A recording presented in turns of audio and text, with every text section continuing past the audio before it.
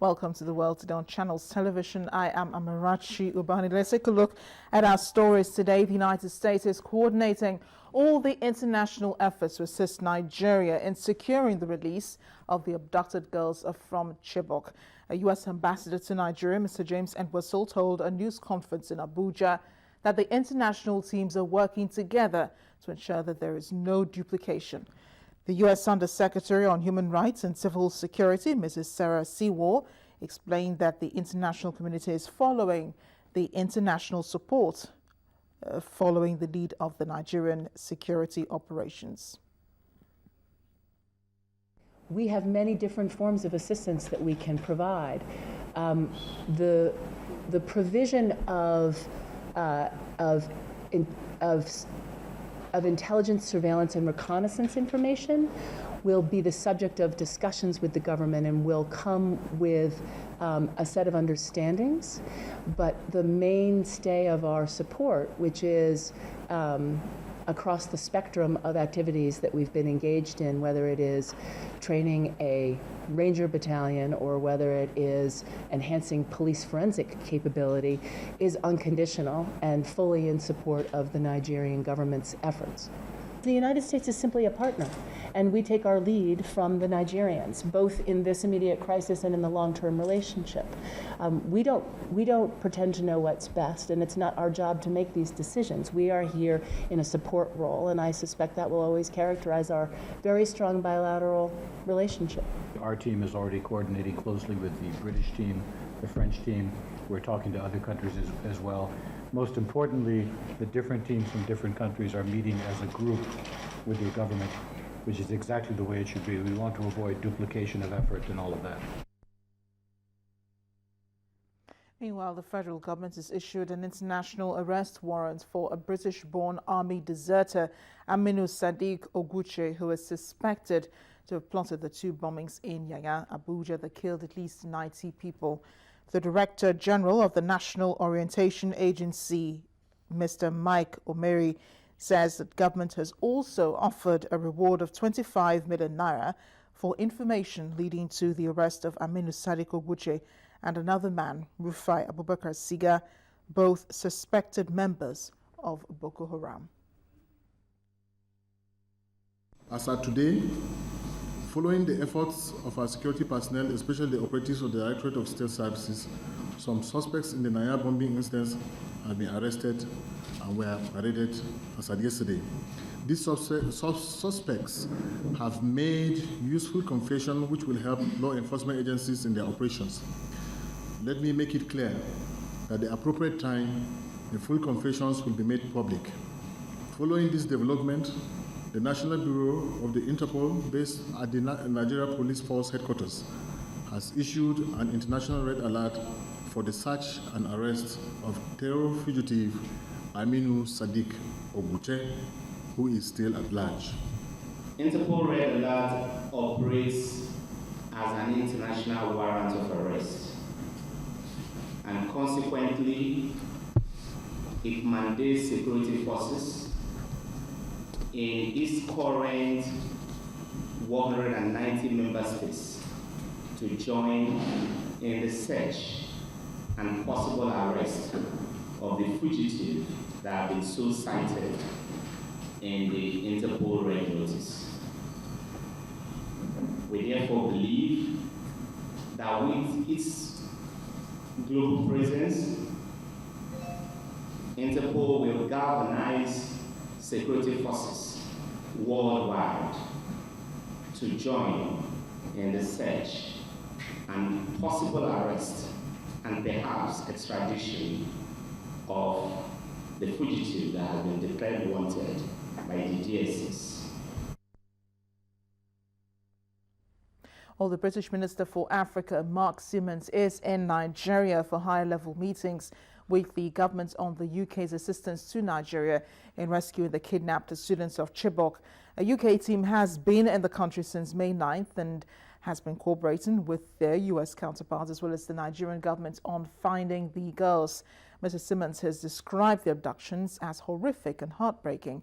He's condemned the activities of Boko Haram, describing their video as callous. He's, however, said the continuing murders and abductions of school children, particularly girls in Nigeria, by Boko Haram is a stark reminder of the threat faced by women and girls in conflict-prone areas. He says he looks forward to discussing further ways that the UK and the international partners can work with Nigeria to help secure the girls' release and provide assistance, whether economic or developmental, to addressing the issue of Boko Haram. We're in South Africa now, where for those of us which were hopeful the trial of the decade would round up just this week, it might be a little longer. That's because a judge in the trial of Oscar Pistorius has ordered that he undergo 1 full month of mental evaluation. The judge ruled that psychiatric evidence before the court could not replace a proper inquiry into his medical health. This comes just a day after the prosecution argued on Tuesday that psychiatric tests were essential and that he should be referred. A South African court on Wednesday, May 14, ordered the Olympic track star Oscar Pistorius to undergo evaluation for mental illness. That is one move which could further delay the murder trial that has now stretched into its 32nd day. Judge Thokozile Masipa rules that such an evaluation would ensure that Pistorius, accused of murdering his girlfriend River Steenkamp last year, would get a fair trial. Masipa said the court would hand down the details of the assessment next Tuesday, adding that it would be preferable for Pistorius to undergo the evaluation as an outpatient. Prosecutor Jerry Nell, however, argued that he wanted to prevent the 27-year-old sprinter, who faces life in prison if convicted of murdering his girlfriend, from later appealing on the basis of a disturbed mental condition. We will argue that the accused was not the most impressive witness. We will argue that his evidence be rejected. Isn't that then a reason why a psychiatrist is consulted after his evidence? If this was being the case of the defense from day one, it's unclear why the expert was only consulted then. That's why, my lady, we argue strongly that the timing of the witness being called and the timing of the consultations is important. Nell told the court there was a reasonable possibility that Pistorius suffers from a mental illness, adding that without a proper evaluation, the case could later be appealed. In response, Barry Roos opposed the application and said the state was wrong to rely on the previous cases. And it's just, A, the state is wrong with respect by telling you it must only be an indication. B, the state is wrong relying on these cases because each case has a history crying out for referral. C, the factual basis does not support the state, and it's just a ruse with respect in order to get a second opinion. Whether that's good or bad, that's irrelevant. And it's simply going nowhere. All these actions and reactions were generated when a defense witness and forensic psychiatrist, Dr. Mario Voster, testified that Pistorius suffers from generalized anxiety disorder after having his legs amputated at 11 months. The anxiety disorder, a long-term condition that causes feelings of worry or fear in a wide range of situations, has worsened as Pistorius got older. She also believes that his parents' divorce when he was a child would have added to his general feelings of anxiety and insecurity. The state has sought to portray the track star as a gun-obsessed hothead who killed model and law graduate Steenkamp in a fit of rage. Pistorius has denied he killed Steenkamp in cold blood, saying he shot 4 times at the toilet door of his luxury Pretoria home to protect himself from what he thought was an intruder. Well, in Tanzania, 2 witch doctors have been arrested after a woman with albinism was hacked to death. The attack was so gory that one of her legs and several fingers were removed yesterday.